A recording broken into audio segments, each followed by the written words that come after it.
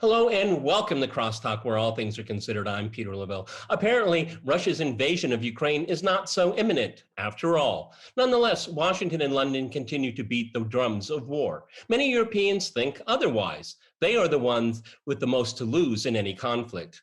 They are also the ones pushing diplomacy.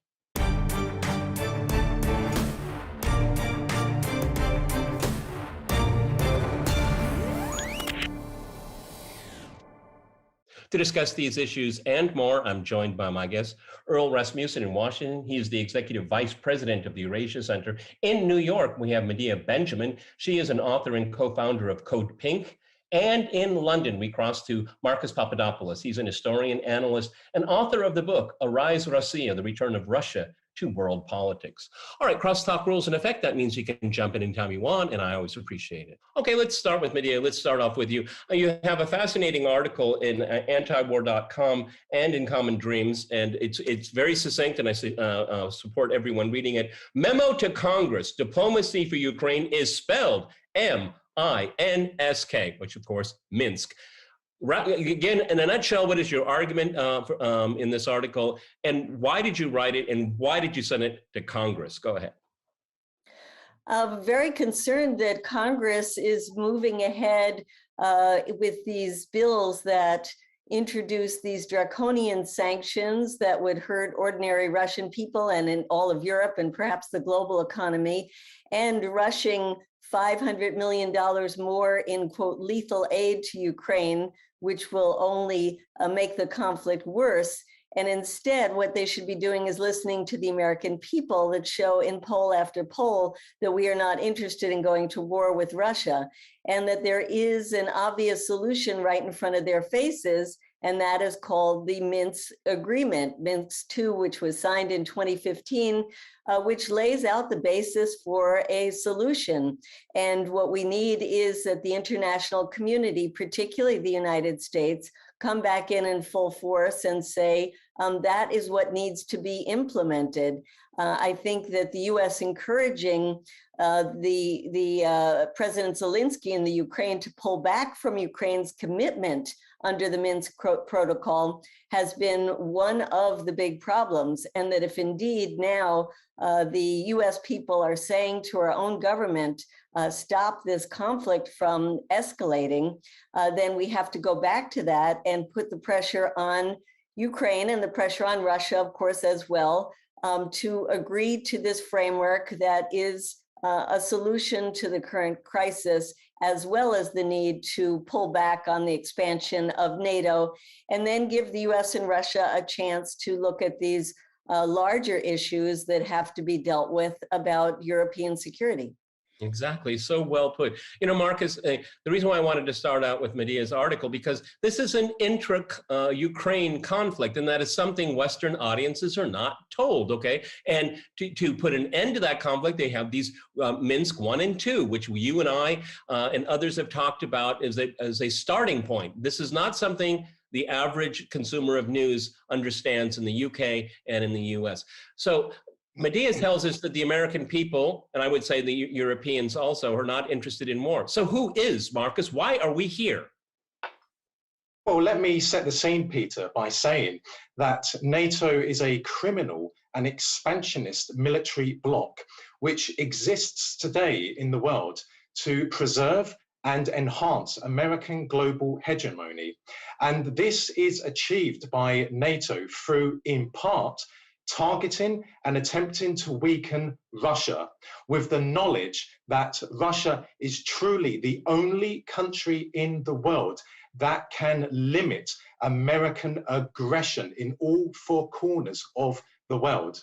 And when NATO's leadership, in particular, the inept Jens Stoltenberg, says that NATO has no intention of admitting Ukraine into its ranks, that is a lie, because at the NATO summit in 2008 in Bucharest, the NATO declaration stemming from that summit explicitly stated that whilst Ukraine will not be given a membership action plan, nonetheless, one day Ukraine will become a NATO member.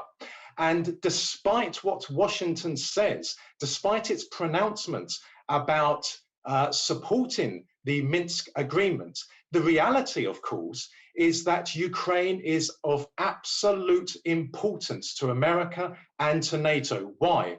Not for defensive reasons, not because of this, for democracy or freedom or human rights. It is because of Ukraine's immense geostrategic importance. It is the missing puzzle for Washington, because a Ukraine in NATO would see Russia totally isolated on its western border by NATO member states. That is why America carried out the coup in Ukraine in February of 2014. That is why the Americans are increasing the flow of weaponry to the Ukrainian armed forces. That is why the Americans are refurbishing the Ukrainian ports of Odessa and Okhotsk to accommodate American warships. And that is why we see great, enormous tension today between America and Russia. Because, as I said, a Ukraine in NATO would pose a tremendous threat to Russian national security, and Russia has a number of options which is at its disposal in regard to Ukraine. But under no circumstances can Russia not take any action. Well, the foreign ministry in Russia has already made it clear that membership for Ukraine will not happen because it will be very, very serious consequences. Let me go to Earl in Washington. Over the last few days, we've had a real flurry of diplomatic, kind of on a shuttle-like dimension, where you have had the president of France, Macron. He's gone to Moscow now today. As we speak, he is in Ukraine. And then we had the German chancellor go to Washington, which I thought was kind of a humiliating public appearance on his part. He's standing right next to the president of the United States, and Joe Biden is acting like the Nord Stream 2 pipeline is his, and that he will do what he does, he'll do whatever he wants with it. And you have the German chancellor standing right next to him, not really doing much about it. I thought there was a humiliating display here. And I'd like to remind our viewers, Nord Stream 2 pipeline is a German-Russian project, and only that. It's not even an EU project, okay? It's a bilateral project here. So again, I asked the question, who wants a conflict here? Because Joe Biden, as inept as he shows himself to be, those are fighting words, Earl. That's a declaration. Earl, go ahead. Yeah, Peter, one interesting thing I did see is that Mr. Schultz did not specifically mention Nord Stream 2 in his responses. He didn't say, oh, we're united together, but even when pressed, he did not mention that. Germany, and Nord Stream 2 it's not just a German-Russia project, but it was actually requested and initiated by Germany. By the Germans, yes. Absolutely. And so it's interesting that we've got Mr. Biden kind of dictating what's the status of Nord Stream 2 and where it's going to go. And then we also have a bill here, which everyone probably knows, the Protecting European Energy Security Act, which kind of the U.S. is concerned about energy security in Russia or in Europe. Absolutely not. It's to make Europe more dependent on the U.S. It's to also keep them down economically, further isolate, contain Russia. But Russia just, as far as energy, will just turn to China, and Asia will take most of what they have. Very little loss. The sanctions that are being applied and this are all will hurt Europe more. But it's actually in a way, it's a mechanism to contain Europe as well. So not just an energy war, but a means to contain Europe and to prevent them from furthering economic cooperation, both with Russia, both energy and non-energy, as well with China. I think there's some plays in that side too to stop China. So it's to maintain U.S. hegemony. Absolutely. Medea, I mean, we have all discussed over the years the wars in the Middle East, the wars of choice in the Middle East. This is another conflict of choice because the Russians have made it abundantly clear what would be acceptable to them for pan-European security. And NATO simply pretends it doesn't understand. It does understand, okay? And it's not willing. See, the indivisibility of security. I understand that, okay? And I think that's something that all should work towards here. And they say they're for it, but they have a military alliance that is specifically, openly, publicly directed against Russia. Thus, Russia is not allowed its security concerns. It is completely absurd and hypocritical. Medea. Well, as Marcus said, I think NATO is a militaristic, aggressive alliance that should have been disbanded at the time that the Warsaw Pact was disbanded, and it is looking for its raison d'etre. It certainly was a bad raison d'etre when it went into the war in Afghanistan, and the world saw how that turned out. The same in the case of Libya. And it has been threatening China. It is quite ironic that the North American Treaty Organization would think that a country that's in the Pacific, in China, would be somehow a threat to its security. But this is part of finding and justifying the massive military expenses that we see here in the United States, but that has been pushed on all of the countries of Europe as well. It was a little more overt during Trump's time when he was saying, these European countries, they got to hold their weight. But that's been going on for years now, where the US has been pushing the NATO countries to spend more on their militaries. It's funny that that's one of the goals of the alliance. And I think that this confrontation now with NATO serves them perfectly. And we'll see that this does increase the amount of money spent on the military. It is a great boon for the weapons makers. And I think that NATO feels that this is a win situation for them. If a war doesn't break out, they have still made their point that they are somehow needed in this day and age. Yeah, but Marcus, I mean, we have 45 seconds before we go to the break. I think this can be the demise of NATO. This is a bridge too far, because they've hit up against a brick wall, and that brick wall is saying, we will push back, and have no doubts about that. Marcus, before we go to the break. Indeed. And let me quickly say something, Peter, something which you will never hear from the ignoramuses in British and American mainstream media. NATO demonstrated its criminality when it bombed Yugoslavia. It didn't just contravene international law. NATO violated Article 1 of its own founding treaty, which states that NATO will never use force to resolve a dispute. That is why I say NATO is a monstrously criminal organization. All right, here, I'm going to jump in here. We're going to go to a short break, and after that short break, we'll continue our discussion on some real news. Stay with us.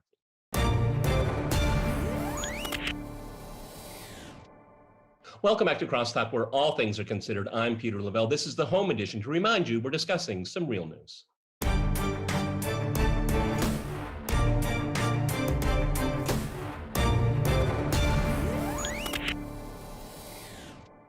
Okay, let's return to Earl. Earl, I mean, on December 17th, the Russians sent out two treaties, two papers, one to NATO and one to the United States.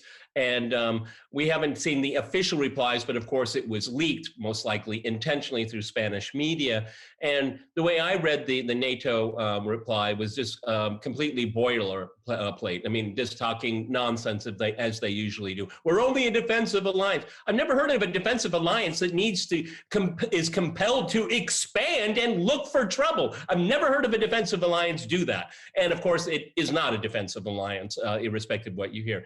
The American one was a little more nuanced, basically saying, yeah, you got a point about, indivisibility of security and about certain missile systems. I mean, we all remember the whole uproar in the 1980s about intermediate nuclear missiles, okay? I mean, I think people have this amnesia. These are dangerous things, should not be employed anywhere in the world. But just in a very nonchalant way in Washington, we're considering everything is always on the table here. Again, as I said to Marcus in the first part of the program, This is Russia you're dealing with. We're not dealing with Nicaragua or Zimbabwe, okay? I mean, I think people in Washington have lost the sense of gravity of what they're doing. Earl. Well, I think the response to NATO was to be expected. I think you're seeing it, and you know they had to be coordinated between the U.S. response and the NATO response. Of course, they were coordinated, and it basically didn't address any of the key aspects whatsoever. It was belligerent, which Stoltenberg's presentations for the most part are, and if anything, it further antagonizes the situation. I don't know. I think they're living in a delusional world. They don't. I don't know if they really grasp. They're thinking it's back in the '90s still, that they can say and move Russia around however they want, and it's not like that. They need to look at the serious situation. But at the same time, I think there's some fragmentation going on within NATO, yes, as well. So, which we've already seen some of the countries and the bilateral relations going on. I would agree with Marcus. Marcus is, I mean, I don't know where NATO, they had a purpose at one time, but right now I don't see that purpose. I think they're looking for a new mission. They're an offensive organization. In fact, it was Henry Kissinger, I think, that said back in the bombing in Yugoslavia that basically said, well, I guess we can't think of NATO as a defensive organization anymore. So it's been very aggressive, and actually they're more of a tool for U.S. foreign policy and military aggression than Europeans. I think the Europeans have very little voice within the NATO structure right now, but definitely in a bad path. And I just am astounded how the senior diplomats in charge of these organizations have not waken up, because they're really driving us into a very, very dangerous path. Yeah, but Medea, if you look at the current policy of the administration, is that and of the UK, which is this kind of like this sidekick joke. Bojo flies around, during Partygate and all of this, like really embarrassing for the UK. But, there's no downside for them. If there's a conflict, well, it's over there. Okay. I mean, our energy security isn't endangered. Okay. Our supply chains aren't disturbed. I mean, the more you look at it, the more you look at it closely, any form of sanctions will seriously damage the European economy. Since 2008, the financial crisis, and particularly since 2014, after the illegal overthrow of the democratic government in Ukraine, Russia has made itself virtually bulletproof. And you won't hear that in mainstream media. They're not afraid of sanctions, but the Europeans should be. Go ahead, Medea. Well, I think there are some sanctions like cutting Russia off from the SWIFT system that would very much damage the Russian economy, but certainly the European economy. And what all this does is bring Russia and China closer together, just like sanctions that the US is imposing all over the world have allowed countries to look towards China as their only savior. So I think there is a downside to the United States, and that is elections coming up in the US. And is this really what the American people want to be focusing on? No, they care about the domestic situation. They want the Biden administration to do something about inflation. We're still dealing with a pandemic. This might be a distraction, but I don't think this is what the American people want.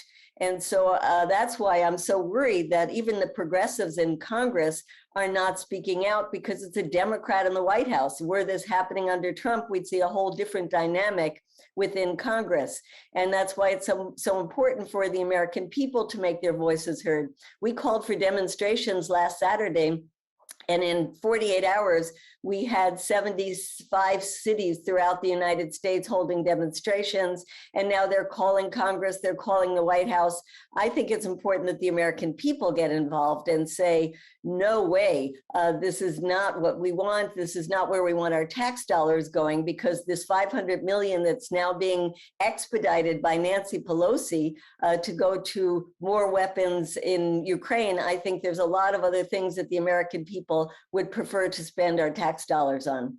Yeah, like fixing a few bridges, because there's a lot of bridges that need to be fixed. I know that Joe Biden went to Pennsylvania for infrastructure, and the day he was there, a major bridge collapsed. Okay. I don't think that got enough media coverage, in my opinion. Marcus, let's go and talk about Ned Price and his antics with Matt Lee. He's saying, we have intelligence that there's a false flag video being made, and Matt Lee said, well, can you give us any evidence? Well, the evidence is what I just told you, that we believe. I mean, talk about how it's gotten to this point here where if you don't believe a spokesperson of the U.S. government, you're essentially a toady for Putin. That's what it's gotten down to. Tucker Carlson, Josh Hawley, numerous other people, and I suppose all of us as well. Marcus. The caliber of American politicians has been rapidly deteriorating for many years now.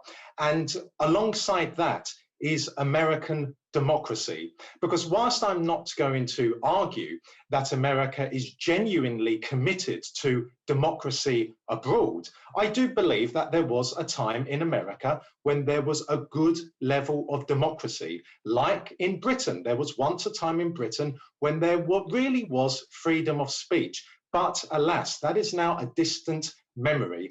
One cannot raise a legitimate issue which is corroborated with concrete evidence without being denigrated, without being accused of being a Russian propagandist, without being accused of being a Putin stooge.